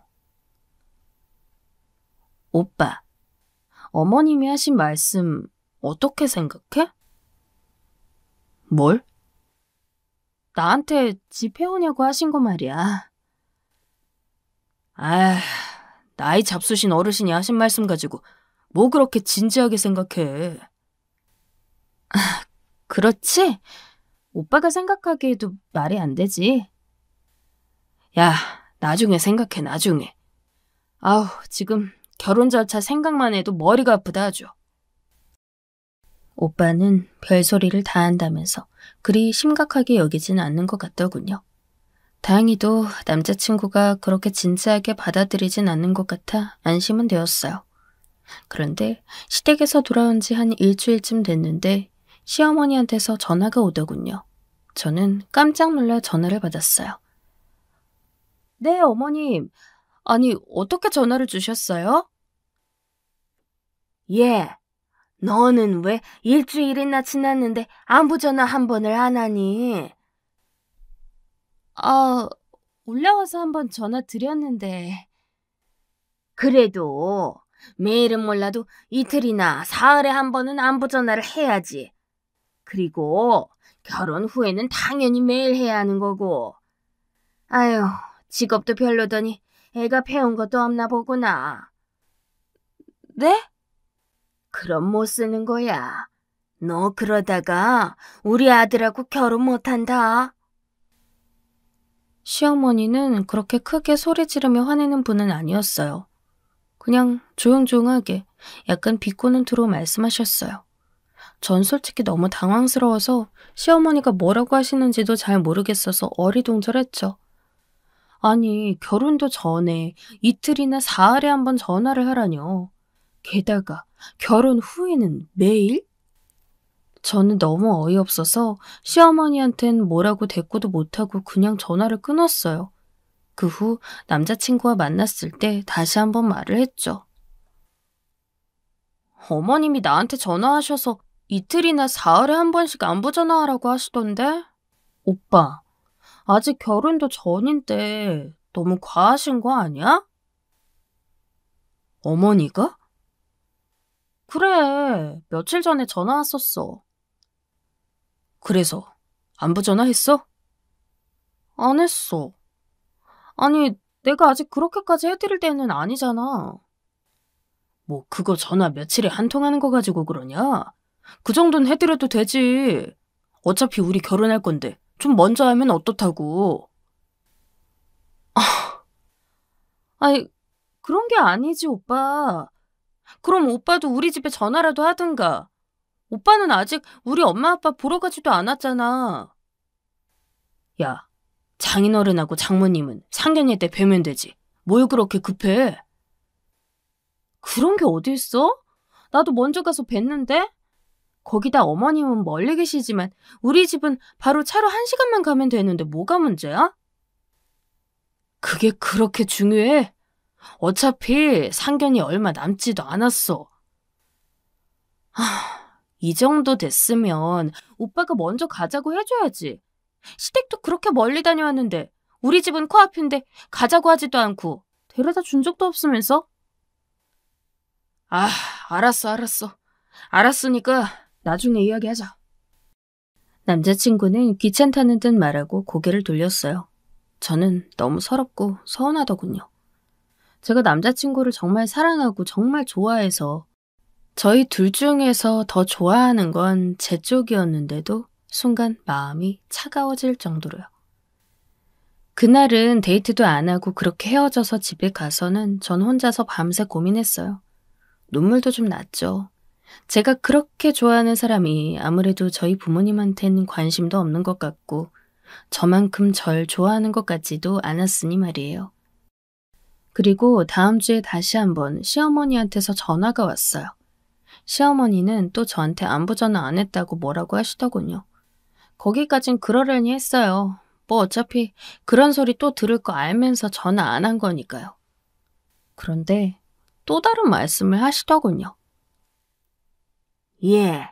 너 그보다 결혼 곧 할 건데 상견례도 얼마 안 있으면 할 거라며. 혼수하고 예물은 어쩔 거니? 그건 제가 잘 챙겨볼게요, 어머님. 집은 어떡할 거야? 알아봤니? 집이요? 그래, 지난번에 말했잖니. 결혼 전까진 네가 집을 해와야지 너희가 신혼 살림을 잘 안정적으로 시작할 수 있지 않겠어? 어머님, 집을 제가 해갈 수 있을 만큼 돈이 넉넉지가 않아서요. 저는 큰 마음 먹고 시어머니한테 항변했어요. 그러자 어머니가 수화기 저 너머에서 잠시 조용해졌어요.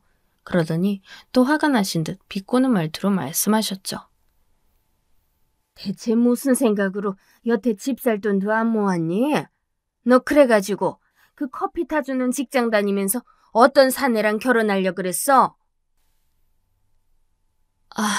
하지만 어머님, 그게 요즘 집값도 너무 비싸고 전 월급이 얼마 안 돼서. 그럼 우리 아들더러 지금 집 해오라는 거니? 예, 공무원은 명예가 높은 거지 월급은 높지 않아.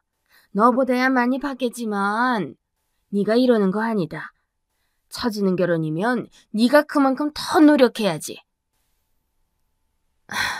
어머님, 하지만 집은 오빠랑 제가 어떻게든 돈을 같이 마련해서 하는 게 맞을 것 같아요. 아니, 그게 무슨 소리야? 요즘 세상에 어디 좋은 직업 가진 남자랑 결혼하는데 남자가 집에다 돈을 대줘. 요즘 다들 같이 준비해요, 어머님. 반반해서 같이 살림 꾸려나가는 사람들 얼마나 많은데. 헛소리 마라. 그것도 어차피 비슷비슷할 테나 하는 소리지. 아니, 어디 커피나 타는 주제에 공무원 남편 얻으면서 집도 안 해오려고 술을 쓰고 있는 거야? 너 이거 우리 아들도 아는 거야? 어머님, 사실 오빠는 저한테 집에 대한 말은 전혀 안 했어요. 그거야. 걔가 마음이 약하니까 그렇지. 그리고 당연히 네가 한다고 생각하고 있을 거다. 어떻게 다르게 생각할 수가 있겠니? 시어머니는 계속해서 저에게 뭐라고 비꼬면서 말씀하시곤 끊었어요. 막 소리 지르고 화를 내시면 제가 맞대거리라도 하겠는데 그것도 아니라 제가 뭐라 할 수도 없어서 미치겠더군요. 저는 시어머니 전화를 받은 이후 계속 속이 불편하고 죽겠어서 앓다가 남자친구를 다음날 불러내서 말했어요. 오빠, 어머님한테 어떻게 말 좀 해줘. 뭘 말을 해? 어머님 전화하셔서 또 나한테 혼수하고 집 준비하라고 하셔. 아니, 너무하시잖아. 뭘 너무해 또. 그냥 너가 한 귀로 흘리고 말어. 어떻게 그래? 어머님이 계속 나한테 전화하셔서 완전 대놓고 준비하라 하시는데 너무하셔 정말. 뭘 자꾸 너무해. 사실 어머니 말씀이 맞지 뭐. 결혼 준비 생각하면 슬슬 준비해야 할 것도 있고. 아니, 그걸 나 혼자 준비하는 것처럼 말씀하시니까 문제지. 어떻게 그걸 나 혼자 준비해? 난 시간이 없으니까 너라도 준비해야지. 무슨 소리야? 오빠도 같이 준비해야지. 뭐 어차피 집이나 혼수나 너가 해올 건데 뭐. 뭐라고?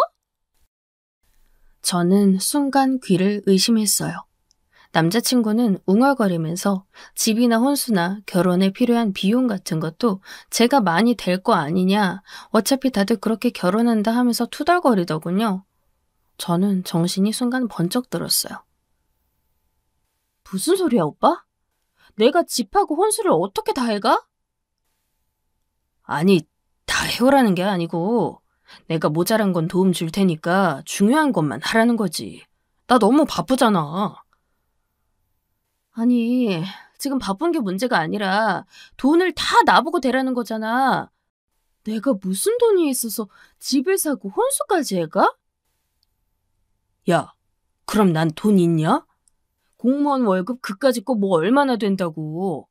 넌 그래도 사기업이라 나보다는 많이 벌잖아. 네가 일한 경력도 훨씬 길고 네가 해와야지. 남자친구가 결국 벌컥 화를 냈어요. 저는 순간 눈앞이 핑 돌면서 어지러웠어요. 아니, 결국 남자친구도 시어머니랑 같은 생각을 하고 있더라고요. 대체 뭐야? 내가 왜 집까지 해가야 돼? 나 돈 없어. 야, 여태까지 데이트도 전부 내 돈으로 했잖아. 너가 결혼할 때는 당연히 많이 해와야지. 데이트? 데이트할 때 뭘 그렇게 돈을 많이 썼는데. 어처구니가 없더라고요. 세상에. 저희 데이트할 때 돈 정말 안 썼어요. 어차피 남자친구 교도소 근처에서 데이트를 했기 때문에 돈을 쓸 만한 비싼 가게도 없었고요. 워낙 좁고 조용한 동네라서 계속 남자친구의 좁아 터진 집에서만 데이트를 했거든요. 우리가 데이트할 때 무슨 돈을 그렇게 썼어? 말도 안 돼. 돈을 왜 안 써? 집세는 돈 아니야? 너하고 데이트 좀 편하게 하려고 넓은 집으로 옮겼잖아. 와, 원룸에서 투룸으로 옮긴 거 말하는 거야, 지금? 아니, 그건 오빠 사는 집이잖아. 나 혼자였으면 원룸도 충분했어. 그런데 네가 데이트하러 자주 오니까 내가 옮긴 거잖아. 아, 정말 어이가 없어서 미치겠더라고요. 아니, 제가 원룸으로 갔을 때 오빠가 집이 좁다고 민망해하긴 했었어요. 그러더니 마침 좋은 집을 발견했다면서 투룸으로 갔고 거기도 역시 좁았지만 그래도 좋다고 해줬거든요. 그랬더니 지금 그게 제가 집으로 데이트를 하러 갔기 때문이라고 하는 거였어요. 야, 너 그래도 공무원하고 결혼하려면 최소한 작은 집 한 채는 해오는 게 정상이야. 네가 뭐 지금 어린 것도 예쁜 것도 아닌데 어디 가서 어떻게 결혼을 하려 그래? 그 정도 돈도 없으면? 남자친구는 투덜거리더군요. 저는 정말 말이 안 통해서 그 자리에서 일어나서 나와버렸어요. 속이 정말 미친 듯이 답답하더라고요. 저희 집 부모님이 엄하셔서 집에서 나오고 싶어 결혼을 하고 싶었는데 남자친구라는 사람과 예비 시어머니라는 분은 배는 더 답답한 거예요. 저는 그때 처음으로 저희 부모님이 세상 무서운 줄 알려고 말씀하셨던 게 이해가 되더군요. 세상에 이상한 사람도 정말 많으니까 조심하라고 항상 그러셨거든요. 저는 계속 남자친구와 연락도 하지 않았어요. 며칠 뒤 제가 직장에서 돌아오고 있는데 시어머니한테서 또 전화가 오더군요. 전 답답해서 한숨을 쉬다가 그래도 전화를 받았어요. 아직도 전 남자친구한테서 정을 떼지 못했기 때문에 언젠가는 결혼할지도 모르는 일이었으니까요.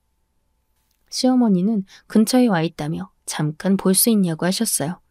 전 알겠다고 하고 뵈러 갔죠. 그 시골에서 올라오셨으니 한번 뵙기는 해야 했으니까요. 뭐, 그 귀한 아들 보러 오셨겠죠 뭐.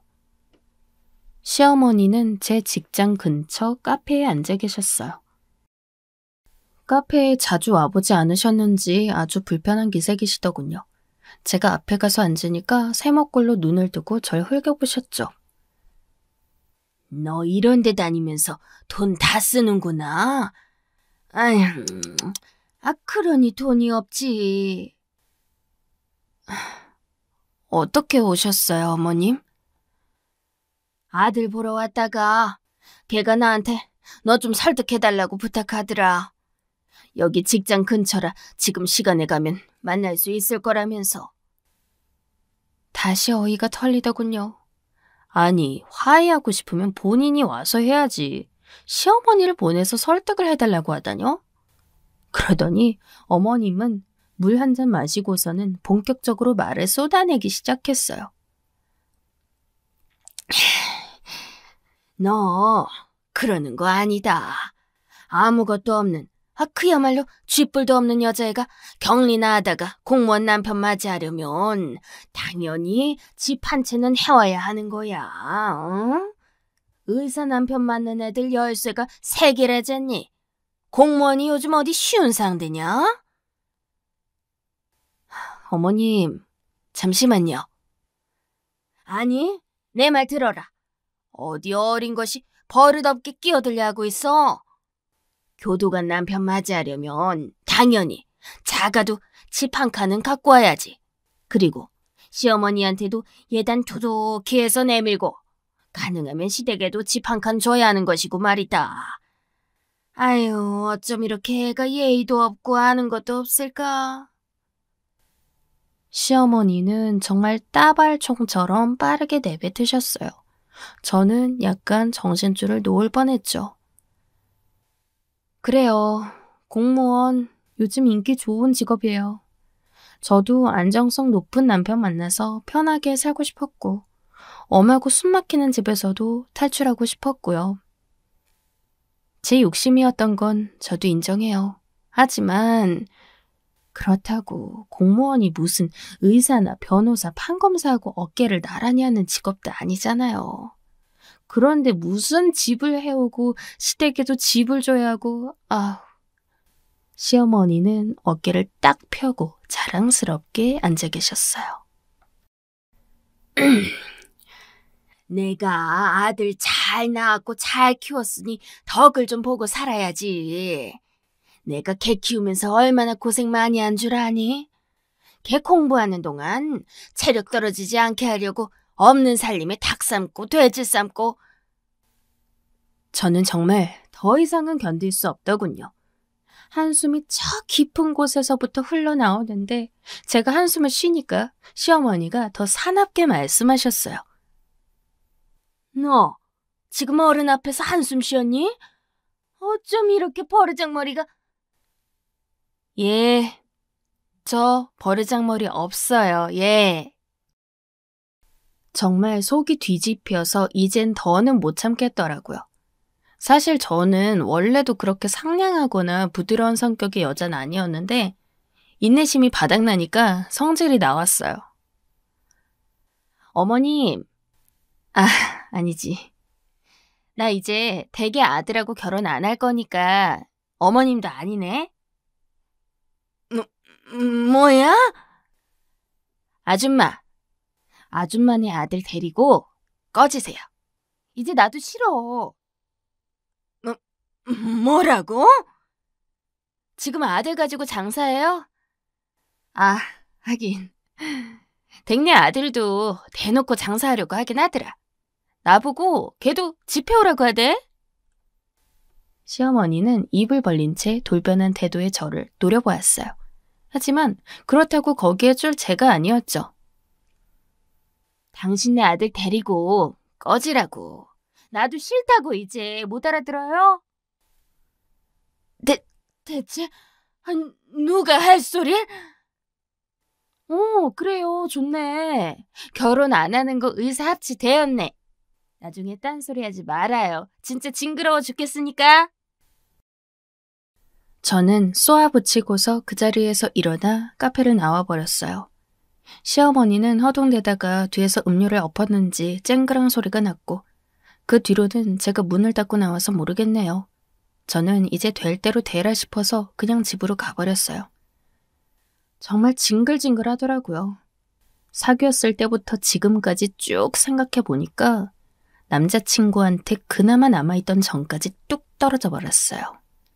남자친구는 여태까지 당연하다는 듯이 절 소중히 여기지 않았고 자기 정도 스펙이면 저 정도 여자는 언제든지 다시 구할 수 있다는 듯이 굴었어요. 하지만 솔직히 말해서 교도관이면 공무원 중에서 일하는 환경도 제일 열악하고 제일 인기 없는 직종 중 하나일 텐데 말이죠. 그 다음날 남자친구가 연락이 왔어요. 사실 남자친구는 저를 집 앞까지 데려다 준 적도 없기 때문에 정확한 저희 집도 몰라서 찾아오지도 못하는 상황이었죠. 전 머리가 아파서 방에 엎어져 있었기 때문에 올 테면 오라 하고선 집 주소를 불러주고 끊어버렸어요. 저녁쯤 다시 전화가 왔는데 집 앞이라더군요. 저는 머리가 아파서 얼굴을 잔뜩 찡그리고 나갔어요. 집 앞에 서 있던 남자친구가 대문에서 나오는 저를 보고 좀 놀라더라고요. 뭐, 왜 놀라? 아니, 대문으로 나오네? 옆문이 아니라? 우리 집인데 내가 왜 옆문으로 나와? 내가 새들어 사는 것도 아니고. 미쳤어? 당연히 마음이 꼬여있으니 말도 곱게 안 나갔죠. 저희 집은 겉으로 보기엔 제법 괜찮아 보이는 주택이었어요. 위치도 괜찮았고 단 밖에서 보기엔 붉은 벽돌이 아주 부유해 보이는 모양새를 하고 있었죠. 그런데 뭐 그렇게 감 나가는 집은 아니었고요. 그냥 보기만 그랬어요. 워낙 오래되고 안에 수리할 것도 많아서 사실 비쌀 수는 없는 집이었는데 남자친구는 저희 집 겉모습만 보고 순간 뭔가 무척 후회되는 얼굴을 하더군요. 이 돈 밝히는 놈이 우리 집이 이 주택의 주인이라는 걸 알고서 후회하는구나. 감이 딱 왔죠. 저는 어처구니도 없고 더 이상 떨어질 정도 없는데 정이 또 떨어졌어요.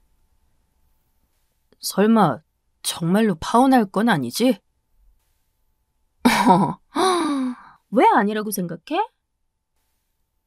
아니, 나랑 문제도 아니고 우리 어머니 문제 때문에 파혼하는 거 너무 이상하잖아.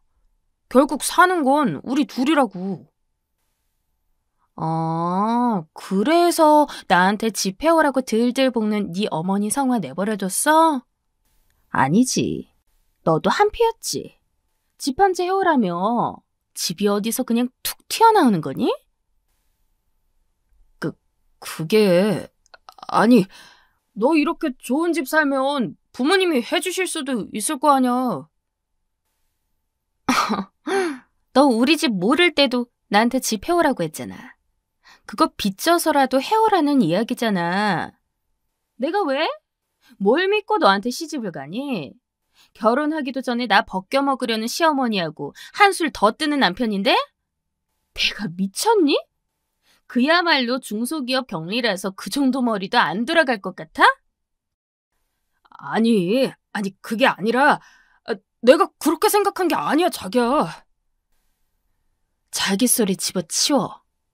야, 공무원 나부랭이 5급 사무관은 되어야 집 바라는 거야. 너 9급 공무원 중에서도 제일 열악한 교도관이야. 그런 게 뭐? 집을 해와? 너 지금 네 직업으로 장사하니? 아니다.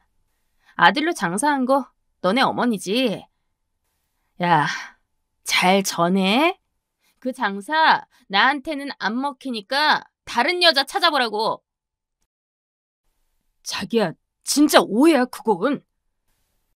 동네 나가기만 해도 동사무소에 줄줄이 앉아서 등본 떼주는 게 죄다 9급 공무원이야. 심지어 그 사람들은 교대 근무도 안 하고 교도소처럼 어디 처박혀 있지도 않아. 야, 내가 당장 동사무소에 있는 사람들한테 가서 말만 걸어도 친분 생겨. 어디서 굴러먹다 온 게 교도관이랍시고 집을 해오래? 미쳤어? 제가 한참을 퍼붓자 남자친구는 아예 입도 번근 못한 채 넋이 나가 서 있더군요. 그동안 쌓인 게 워낙 많았던 터라 저는 정말 숨도 안 쉬고 몇십 분을 퍼부었어요. 그 후 집으로 들어와 버렸죠. 창문으로 슬쩍 보니까 남자친구는 멍하니 집 앞에 서 있다가 힘없이 어깨를 늘어뜨리고 사라지더군요. 그제야 진짜 끝났나 싶어 저는 한숨을 돌렸어요.